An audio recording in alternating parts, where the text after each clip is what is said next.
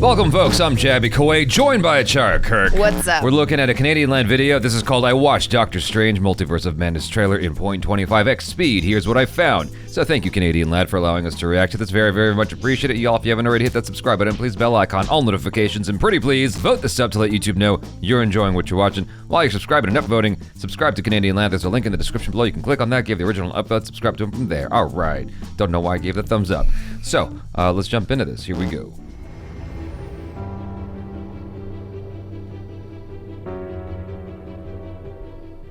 Hey everyone, I'm the Canadian Lad, and today I watched Doctor Strange in the Multiverse of Madness official trailer at 0.25x speed and found some incredible details. I'm gonna break it down shot by shot and include the Super Bowl TV spot as well as the official poster, which has a bunch of Easter eggs.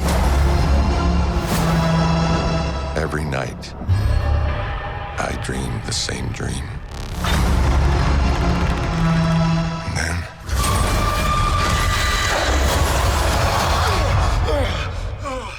So the trailer opens with a close-up shot of Stephen's eyes. We even get a zoom-in shot of Wanda's eyes later in the trailer. And what does an eye represent in terms of something really dark and fancy? The Illuminati. This is signature Sam Raimi's by the way, where he did the same in Spider-Man 2 as well. We then see Stephen looking at an alternate version of the Sanctum, which is disintegrating just like we've seen in What If Episode 4. So this could probably be taking place inside the nightmare dimension. As Stephen also says, and I quote, "Every night I dream the same dream." So someone is manipulating him into having the same nightmare over and over again. And if you notice this giant red glare at the background, this could be an indication as to who exactly is manipulating Stephen. And the answer is Wanda Maximoff, aka Scarlet Witch. I like how creepy this shot looks. There's an empty bench in the middle of nowhere, and there are trees but no leaves. And if you notice, even though there are bones and skulls everywhere, but the biggest pile is just in front of the bench. Now onto the next shot, the doors of this alternate Sanctum Sanctorum opens up. But notice there's a demonic figure in the doors, which kinda looks similar to the cover of the Darkhold. And the interior is also painted in black, whereas our universe's Sanctum is painted in blue.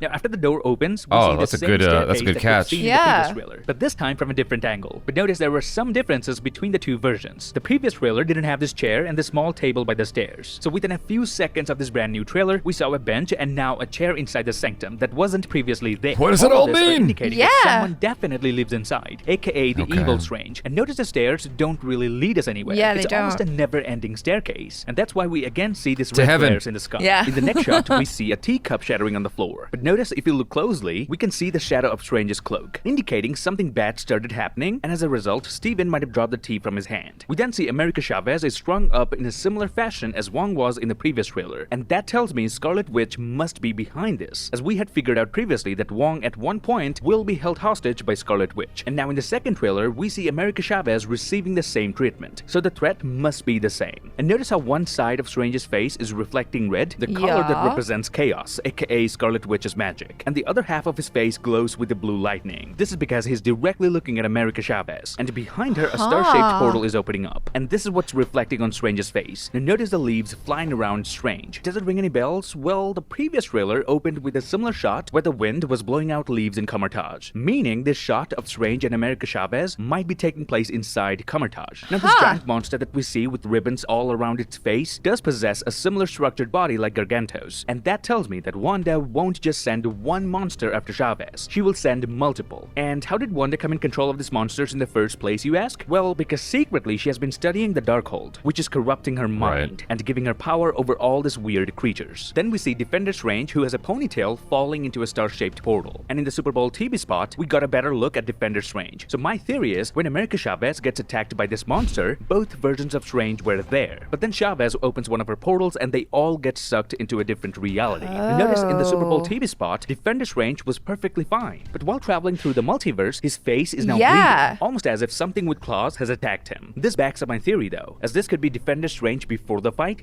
and this is him after the fight. Then the screen rotates and we see our Stephen Strange waking up from a nightmare. And I love the rotating transition that Sam Raimi used here. This looks equally good in slow motion. Now in this scene, Benedict Cumberbatch did some fine acting there. Notice how his hands first attempt to go for the Eye of Agamotto, but then he realizes it was just a dream, and that's when he covers his face with his hands. But keep in mind his instinct and first go-to move was to use the Eye of Agamotto. Now the moment I saw I didn't catch that. I don't feel that Eye of Agamotto thing. I mean, I'm not feeling that one. like, okay, that's an interesting interpretation. I can see how maybe that could be what he's doing, or it's just like he woke up and he's like, oh, my heart and then my face. I think that's just a human thing of like, oh God, like, but instead of, oh God, here, it's, oh gosh, here, you know? Yeah, like, my heart is about to jump out of my chest, but actually... I don't think it's the eye of... It was bad. Yeah. I was just loving the pulsating Doctor Strange thing. Like he's doing a little shimmy shimmy. I know it's just an edit because he's reversing because there's only so much footage there. The bit with his scars on his face, that was a good catch because I didn't see that before. Yeah, that was so cool. That really does indicate what's going on in that sequence there. Well, he also looked like really ragdolly as well. Like in the first bit, he looks much more, you know, present and strong, and then in the next bit, it like he's passed out. Ragdoll, you mean passed out? Yeah, like he just looks like he has no bones in his body. But then that's also kind of like the dream sequence. Okay, gotcha. You get what I mean? Yeah. This scene for the first time, I immediately thought about this unused concept art from Spider-Man No Way Home, Oh, where interesting. Peter visits a sick Doctor Strange who is lying on his bed, and his cloak of levitation is guarding him. Now, Strange's bedroom is made exactly the way it is in the concept art. That straight up looks like, and then Jenny's head fell off. I mean, you know that book, right? Yeah. What's it called? I forgot what it's called, but where she wears the... Anyway. Yeah. Starting with the It's an nightstands urban on legend. both sides of the bed. Some medicines and It's a even the book. iPad on the bed have been taken from the concept art. And now I'm genuinely curious why Strange is all of a sudden having these nightmares. Had Marvel given us a glimpse in No Way Home itself, we wouldn't be as excited as we are now. So another great decision from the creative team. On to the next clip. The nightmare begins. I did what I had to do to protect our world. Then we see the shot of Strange's broken watch, but the camera quickly focuses on Strange's reflection. A gentle reminder that the first Doctor Strange movie was about time, but in this film it's about him. Then we see the official Marvel intro, but notice the first panel that Marvel used in this specific trailer is a comic panel of Captain Marvel saying, "Get off me." Now we know that panels change in each film, featuring characters that will appear in that particular movie, so the fact that Marvel decided to use this particular comic panel might be indicating something. More about this at the end. Then we see Strange performing magic using the Darkhold. Now why would Strange be harnessing the Darkhold to perform magic? Well, I think Marvel already gave us an answer there, and I did predict this in my previous trailer breakdown as well. Notice when Strange shuts down the magic and slams it right back into the book, there for a split second we can see a triangle-shaped symbol, which is also the symbol for Marvel's Illuminati. So my theory is Scarlet Witch was here performing magic. The triangle is just the symbol of the Illuminati. It's on the back of the dollar bill. I mean, So it's not just Marvel's Illuminati. This has been a thing for a while. It is the Illuminati. Yeah, the Illuminati, The legit, real The all-seeing Illuminati. to find where the Illuminati is, and then Strange appeared along with Chavez and performed the same magic to see where Scarlet is headed next. Strange then says, "I did what I had to do to protect our world." Now Strange might be saying this line to someone from a different universe. I mean, if that wasn't the case, he might have said to protect this world instead of our world. Moving on. You cannot control everything, Strange. You opened the doorway between universes. It might not even be our Strange. It might be a different Doctor Strange That's saying true. those lines too. Now, when the title card says from director Sam Raimi, actually every title card used in this trailer uses a unique effect, where each letter materializes in cube shapes. Later in the trailer, Strange and America Chavez also explode into square-shaped puzzle pieces. So this constant usage of this effect might be telling us something. And I think what it means is all the mutants are coming back in the MCU through this film. Wait, Now, let how me did you get explain how that? this cube-shaped effect is connected to mutants. In the famous House of M comics, where Scarlet Witch essentially kills all mutants, their faces gotcha. turn into blocks and falls apart. And if you remember in WandaVision, when Wanda first created the Jumping Hex the gun reality, at Chara, everything was Jesus. informed in the shape of a cube. And the last time Marvel used a similar effect was when they released trailers for Avengers Endgame, where basically every Right. letter reappears from dust. And now they're using this cube-shaped effect on every title card. I think this is Marvel's way of telling us the mutants are coming back. Then on this shot, we Mutants see are the reality cubes. around Strange melting and falling apart. But unlike in What If Episode 4, where It's the opposite. In the House of M, or whatever the name of the comic is, they do away with all. I know, and then they- So this is like the undoing of all that. Jokes, Jaby. That was hilarious. we saw a similar event. In live action, the gravity is all over the place. In What If, people and cars were not floating around. But in live action, cars with their headlights still on are floating around as if there's no gravity. So if this means anything, things are even worse in live action than in What If Episode 4. And I love the attention to detail from the VFX department here. Each block of brick is breaking apart individually, and the headlights of the car are shining even from a distance, as it's not a sunny environment. Then we get a glimpse of Christine Palmer's future husband. But the actor playing the role slightly looks at the camera, and that reminds me. I notice that every single time. Every single time, I always notice that guy. It. Well, I mean, he's an actor. I mean, he's a background actor. He's an atmosphere. You know, he's an extra. I think. I don't know. Is he a person? Is he a character? Is he a person? He looks like a person. Actors are not people, ACHARA. It's like, are you a moving wallpaper or do you have lines? No, you got like real people casting. Oh yeah, you know? And then you have like actors, because actors are not real people. Exactly. Yeah. That's the running joke in the commercial casting. Would they really cast an extra to be her husband? He's a featured extra. Oh, he's the husband? Yeah. Well, then he messed up. He's supposed to be a professional. I thought know. he was just an extra. It happens sometimes, though. Like recently, I was on set a whole bunch, and there were times where my eye line was really close to the camera, but like I'm not supposed to look at the camera. So sometimes I'm like getting the eye line, and I'm like, oh God, I hope I didn't look in the camera while I was trying to get the eye line. Yeah, or bang the mic Or around bang when the you're mic. trying to do I'm a professional. No, but like they have all the millions of dollars to make Sam Jackson 20 years younger, or Michael Douglas 20 years younger, or Michelle Pfeiffer 20 years younger. Yeah. But they can't fix the guy's eyes, so he's No. not darting right at the lens. You can't do that. Future husband. But the actor Oh, playing... you're right. He is the future husband. Oh shit. Duh. Whoopsie daisy. It's not a sunny environment. Then we get a glimpse of Christine Palmer's future husband. But the actor playing the role slightly looks at the camera. It's and so that reminds slight. me of Deadpool, who according to a lot of you can be spotted in the official poster of the movie. If you can't Where? see him yet, let me use my brilliant skills of drawing and see if you can spot him now. Lads, let me know your thoughts on this in the comments. Cut to the next Really? clip. Wanda, what do you know about the multiverse? Viz had his theories. He believed it was dangerous. He was right. We see Steven visiting Wanda in her garden and asking if she knows anything about the multiverse. She says Vision had his theories and told her that exploring the multiverse could be dangerous. So by exploiting the multiverse in order to get back at children, she is directly going against the suggestion Vision made. Now after the second official trailer, the internet was quick to figure out one thing, and that this garden of Wanda is in fact a lie. Because later in the trailer, when Wanda calls out the hypocrisy of the society, who deems Strange as a hero but her as a villain, notice the outfit Strange is wearing. That's the exact same outfit and the exact same hairstyle he had in the garden while meeting Wanda. So this is just before and after Wanda lifted her illusion. She's projecting this illusion to the world to hide her darker side. Now, if you go back to my previous breakdown, I did predict this way back in December. I knew something was off looking at Wanda, living all peacefully by herself in such a massive garden. Especially That's actually crazy.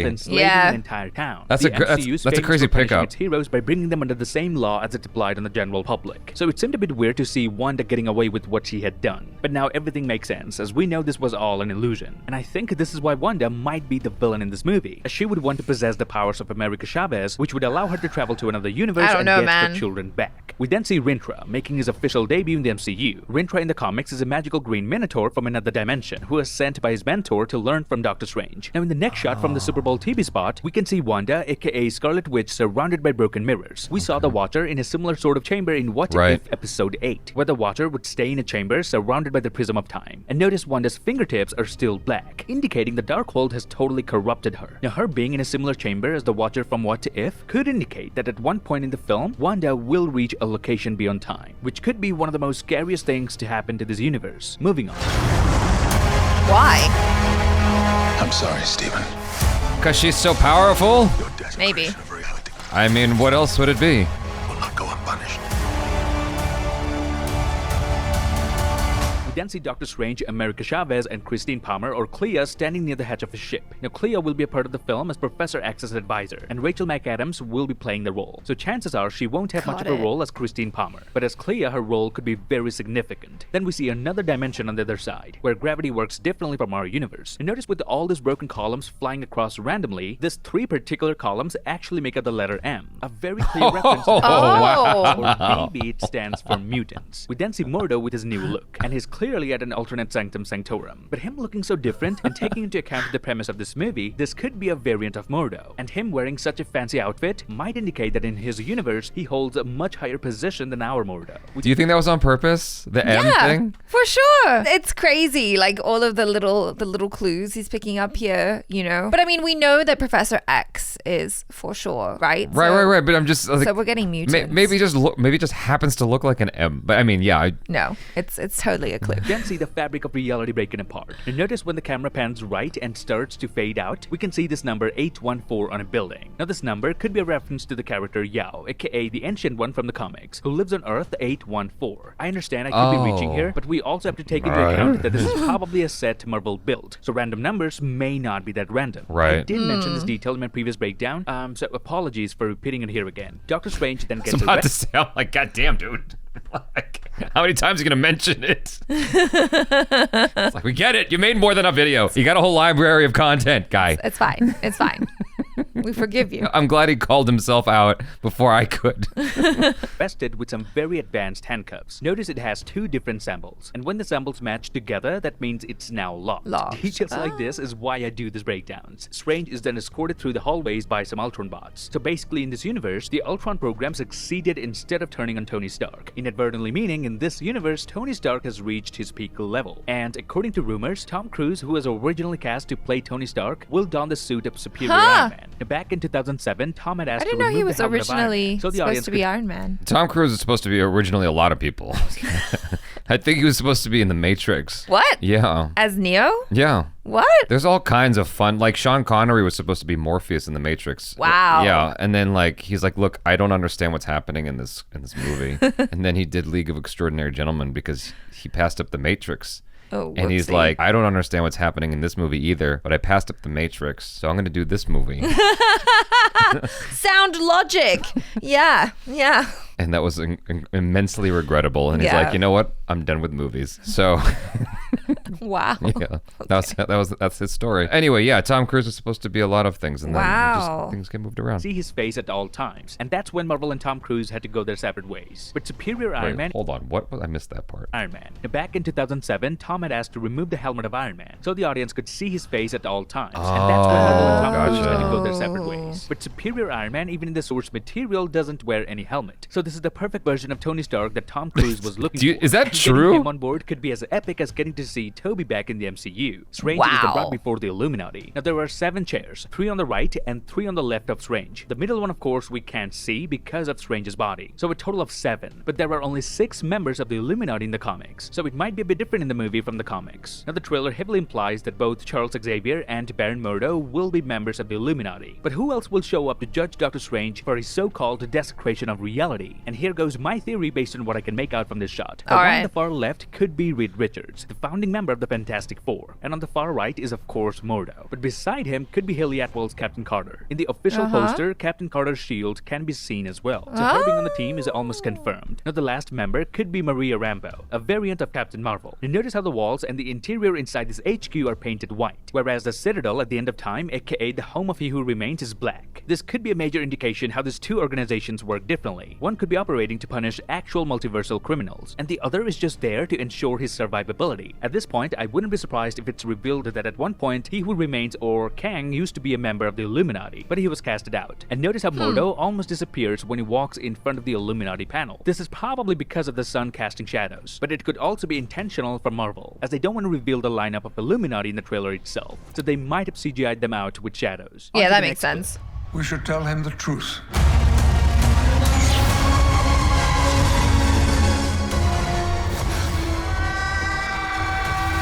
Then comes the biggest surprise of the trailer, Patrick Stewart's voice saying we should tell him the truth. Now the truth could very well be the answer as to why we never saw any mutants in the MCU so far. Professor Xavier might tell Doctor Strange that Scarlet Witch had already committed genocide by killing all mutants. So her going after Chavez isn't the worst thing she has done, and there's no two ways about fixing her. Scarlet Witch must be stopped. Strange needs to accept that and learn to live with the truth. And if this does turn out to be the truth, that will mean an event like House of M where all mutants were killed by Scarlet Witch has already taken place in the MCU. We just didn't know it. But how would it make sense as Wanda didn't unlock her full potential until the events of WandaVision? Well, Scarlet Witch is a Nexus being in the comics, and that would explain how she might have done that in the MCU. Now notice this wound on Strange's forehead. The last time we saw this, Strange had his cloak, and was trying to protect America Chavez. So him appearing before the Illuminati may be soon after that. We then see Strange and Chavez tumbling through the multiverse, and they go through a universe where there are dinosaurs. And that's not even the craziest part, because moments later we see another universe which is all animated. We see a traffic cone, a car, a few windows, and even I some always stairs. miss So that. the direction Marvel is heading saying, it is absolutely possible that in a future movie, or in this film itself, we may see live-action characters interacting with animated characters, and that will really open the door to an infinite amount of possibilities. And notice when Strange and Chavez smash into this animated reality, the glass on the outside world is real, but the glass inside changes to animation as well. And notice half of Strange's body is inside the animated reality, and the other half is outside. I'm not ready for this Cool World, Who Framed Roger Rabbit business.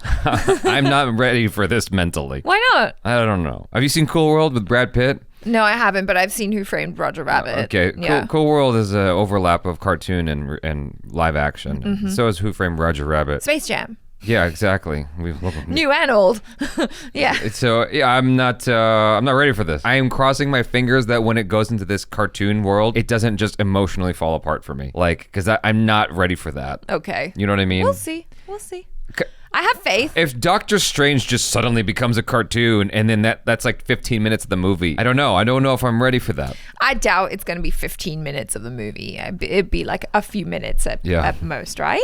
And that's why only half of his costume gets animated. Now, if you watch this at 0.25x speed, you'll be able to catch the transition between the real world and animation. This one by far is my favorite detail from the trailer. And that's not even it for this scene. Notice how America Chavez holds onto Doctor Strange's Eye of Agamotto. I mean, she's just a kid trying her best to keep close to Strange, as he's the only one who can protect her from all this chaos. Now, Strange must have seen Chavez trying to hold the Eye of Agamotto in order to remain close to him. So in the next shot, Strange is now holding Chavez in his arms. Okay, so hold on. I'm sorry to break this again. Do you think that these are different realities, or this is all just illusions? I think they're different realities. There's supposed to be a reality where everything is a toon world. Yeah, why not? Because fucking no. Like, no. Why not? Open your mind, Jaby. Anything is possible. All right. Scenes like this are already hinting towards Strange becoming a father figure for Chavez. Moving on. Things just got out of hand. You break the rules. Look out! You become a hero. I do it, I become the enemy. We then see Wanda fighting a mysterious character in the Illuminati HQ, because the same statue can be seen in both shots. Now let's talk about this mysterious character for a moment. A lot of people are saying this is Superior Iron Man. Some are saying this is Maria Rambeau, an alternate version of Captain Marvel. And some are even going as far as saying this is Jean Grey. Now, if you ask me, I don't think this is Superior Iron Man, solely because the shape of this character's body would make more sense if it's a female character. That's what I'm thinking. It could either be Maria or her daughter Monica Rambeau. In her universe, she probably got powers from the Space Stone instead of Carol Danvers. So for the remaining part of this breakdown, I'll call this character Captain Marvel for the ease of understanding. Now notice how Wanda stops Captain Marvel's photon blast with her chaos magic, and then she was about to fall but quickly uses magic to get back on her feet. So I can already tell the action sequences are gonna be epic in this movie. Then we get a glimpse of Master Hamir at Kamartaj, who Strange originally thought to be the Ancient One. Now the shot where we see Gargantos has been significantly changed and improved over the previous one. In the previous trailer, Gargantos didn't look as alive as it does now, and the eye of this massive creature has been made bigger as well. But notice the buzz that Gargantos throws is now significantly more damaged than the previous version. And this taxi has been replaced with this upside-down car to increase the overall intensity of the scene. This visual improvements totally justify why Marvel delayed this film to May this year. I mean, just by looking at them side by side, you can tell how much VFX improvement they have done over the last 30 days. But even though they improved this shot of the bus, they didn't make any changes in the next shot, which is a slight continuity error to be honest, but we can ignore that for now. And then we see Strange looking at his own statue, but this is probably taking place in another alternate universe. In fact, judging by the surroundings, this looks like a society from the year 2050 rather than 2024. The statue doesn't have the Eye of Agamotto, nor does it have any facial hair on Strange. Not really a detail, but I'm just telling you in case you didn't notice. On to the next clip. I mean, I think that qualifies as a detail. It doesn't seem fair. Oh, Lord.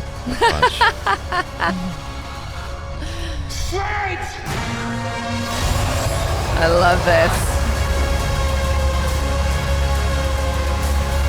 Okay, so we see two Wandas interacting with one another. Now, this room appears to be a combination of the living room from WandaVision Episode 6 and Episode 9. The pillow covers in the background represent both colors of Billy and Tommy, Wanda's twins. There are even two scooters right by the stairs. But notice the staircase is missing half of its railing, and some of the furniture are shattered as well, indicating a fight may have taken place between the two Wandas. Now, this scene scares me, because having two Wandas interacting with each other means Scarlet Witch successfully harnessed America's power and teleported herself into a reality where she could physically go see her twins. This is not an astral projection of Scarlet Witch. She's physically there in the presence of another Wanda. But if she managed to do that, why is she crying? And why is the other Wanda comforting her? I can't believe this is the first movie Sam Raimi directed in the MCU, and he has already gave us a scene of Wanda touching herself.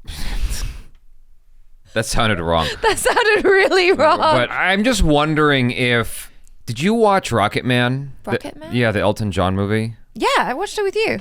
I don't remember. In that movie, there's a scene, if I recall correctly, where Elton John is like cradling his younger self. Yeah. It goes like, again, we go back to that therapy thing where it's like it's all about helping the child in your own inner mind. child, Your inner yeah. child. Right. I'm just wondering if that scene is representative of something similar to that. I where wonder too. She's trying to heal her own pain that she's feeling inside, Yeah. the trauma that she felt from losing vision. That could be interpreted in a number of ways without like the full context. So Yeah, I'm still like, I don't know, maybe it's just because I really love Wanda, and so I'm like, I don't want to buy into this idea that she's actually the real villain she's of the not movie. a villain. She's the antagonist. Sure. There's a difference. I can buy, I'll buy that she's an antagonist, Yeah. but like, no. Villain? She's not a villain. She's No. she's a She's protagonist gone wrong. She's a woman in deep pain. Yeah. But then again, everyone is a hero. What woman is not an antagonist by that measure? Excuse me? What are you saying? I said, what woman is not an antagonist in real life by that measure? She's just a woman in deep pain. Like, who isn't? Which woman is not? Well, see, that's the whole point, isn't it? Because we're all the heroes of our own stories. We live and in Los sometimes- Angeles, California. They're all broken down here.